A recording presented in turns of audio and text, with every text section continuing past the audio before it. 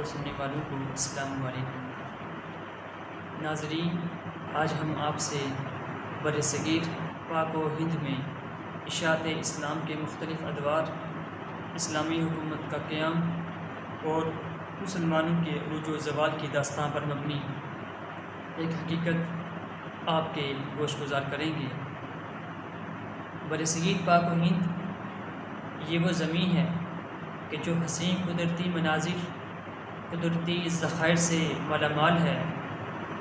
یہی وجہ ہے کہ اس زمین کو سونے کی چڑیا بھی کہا جاتا تھا، اور ہر دور کے اندر ہر بادشاہ کی نکاح کا مرکز یہ زمین رہی ہے۔ اب ہم بات کرتے ہیں کہ یہاں پر اشاعت اسلام کا آغاز کب اور کیسے ہوا۔ تو اس کا پس منظر کچھ یوں ہے۔ تقریباً 2 صدی ہجری میں بر صغیر پاک و ہند کے جنوب مغرب اور بحیرہ روم کے درمیان میں ایک ریاست جس کا نام مالابار تھا، وہاں سے اشاعت اسلام کا آغاز ہوا۔ یہ وہ ریاست ہے کہ جس کے اور عرب کے مضبوط اور قدیم تعلقات ہیں۔ عرب تاجر اس علاقے میں تجارت کے لیے آیا کرتے تھے۔ جب مسلمان تاجر بھی اس علاقے میں آنے لگے تو اس ریاست کے جو باسی تھے، جب انہوں نے مسلمانوں کا حسن سلوک دیکھا تو وہ ان سے متاثر ہو کر اسلام قبول کرنے لگے۔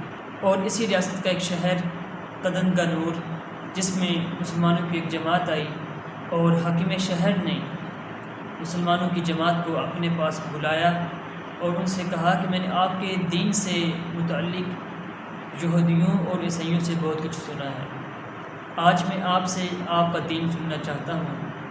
تو اس وقت مسلمانوں کی جماعت نے اس حاکم شہر کے سامنے اپنے دین کی تعلیمات کو رکھا، تو بادشاہ اس سے بہت متاثر ہوا اور اسلام قبول کر لیا۔ اس کے بعد بادشاہ نے اپنے تمام شہر والوں کو اکٹھا کیا اور ان کو بھی حق کی تعلیم سے آراستہ فرمایا، جس کے بعد پورا شہر بادشاہ کے ساتھ مشرف با اسلام ہوا، اور یوں بر صغیر پاک و ہند کے اندر ایک پہلا شہر جس میں اسلامی حکومت قائم ہوئی۔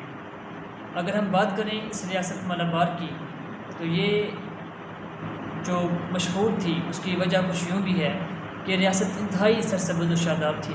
اس کے ساتھ ساتھ قیمتی مسالہ جات اور ناریل اور دیگر جو چیزیں ہیں وہ اس ریاست کی پیداوار ہیں، اور یہی وجہ ہے کہ عرب اس علاقے میں اکثر آیا جایا کرتے ہیں۔ اور سیاحت کی دنیا کے بےتاج بادشاہ ابن بطوطہ، آپ نے اس علاقے کا سفر کیا، اس علاقے میں قیام کیا، اور اپنے سفر نامہ کے اندر بھی اس علاقے کے قدرتی حسن سے مالا مال ہونے سے متعلق بہت سی باتیں لکھی۔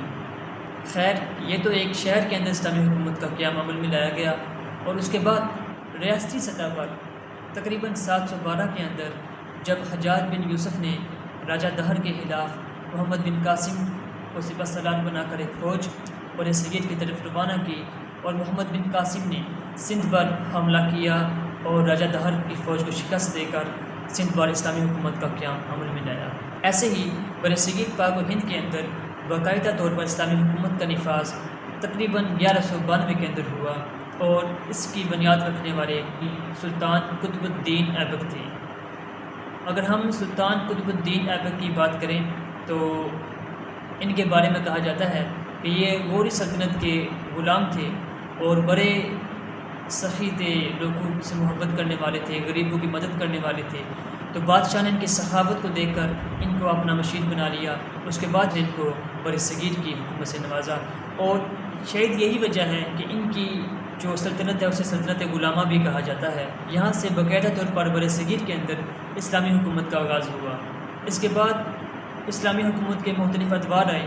1526 کے اندر بر صغیر پاک و ہند میں ظہیر الدین بابر نے اپنی فوج کو داخل کیا اور ابراہیم لودھی کو شکست دے کر یہاں پر اپنی حکومت قائم کی، اور یہاں سے سلطنت مغلیہ کا آغاز ہوا۔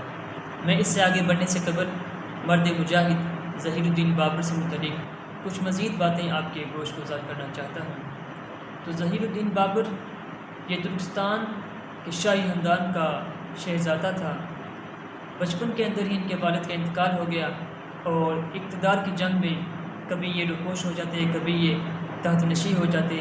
اس کے بعد تقریباً جب 21 سال کی عمر کو پہنچے تو انہوں نے فتوحات کا باقاعدہ آغاز کیا اور 1526 کے اندر 12,000 فوج کے ساتھ بر صغیر کی طرف جہاد کے لیے روانہ ہوئے، اور ابراہیم لودھی جو اس وقت بر صغیر کا حاکم تھا وہ ان کے مقابلے کے لیے 1,00,000 فوج لے کر گیا، یعنی کہ ظہیر الدین بابر کی فوج کی تعداد 12,000 اور سامنے دشمن کی فوج تقریباً 9 گنا بڑھی، اور پانی پت کے مقام پر ایک زبردست معرکہ رائی ہوئی۔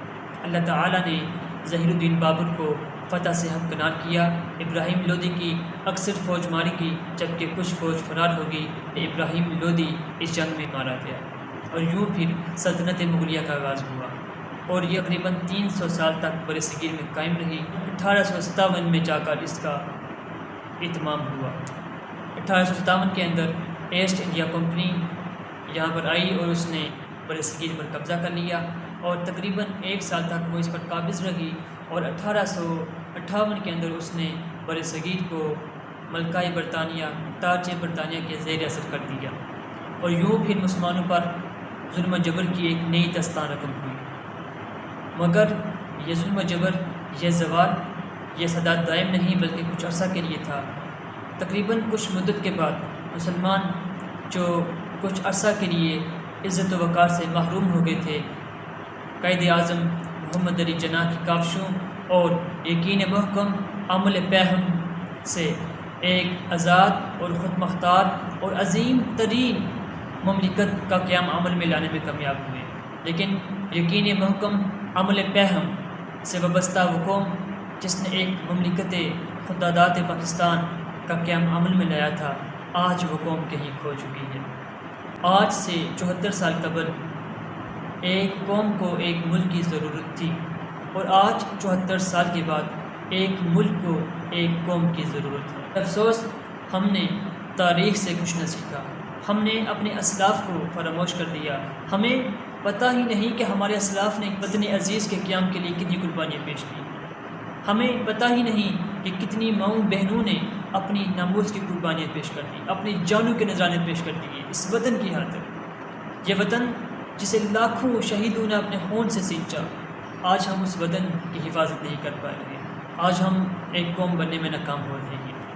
اور ہوں بھی تو کیسے کہ جو قوم اپنے مسائل کو اپنے مسائل سے حل نہیں کر سکتی، جو قوم اپنے ذاتی فیصلے کرنے میں خود محتاط نہ ہو، اور جو قوم اعلیٰ اعلان ظالم کے خلاف مظلوم کی مدد نہ کرے، وہ قوم، بلکہ اس قوم کو قوم کہنا بھی قوم کی تضحیق ہوتی ہے۔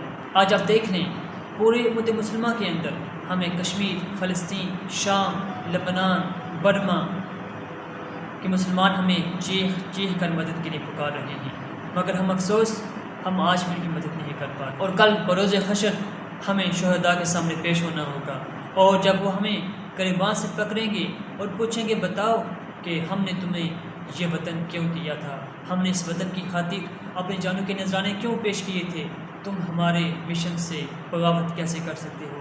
وہ پوچھیں گے ہم سے کہ بتاؤ کہ جب تمہیں مظلوم امت پکار رہی تھی، جب تمہیں مائیں بہنیں بیٹیاں پکار رہی تھی مدد کے لیے، تو تم ان کی مدد کے لیے کیوں نہیں گئے؟ تمہیں اللہ تعالیٰ نے طاقت بھی دی تھی، تمہیں اللہ تعالیٰ نے سب کچھ دیا تھا، تم پھر بھی ایک قوم کیوں نہ بن سکے؟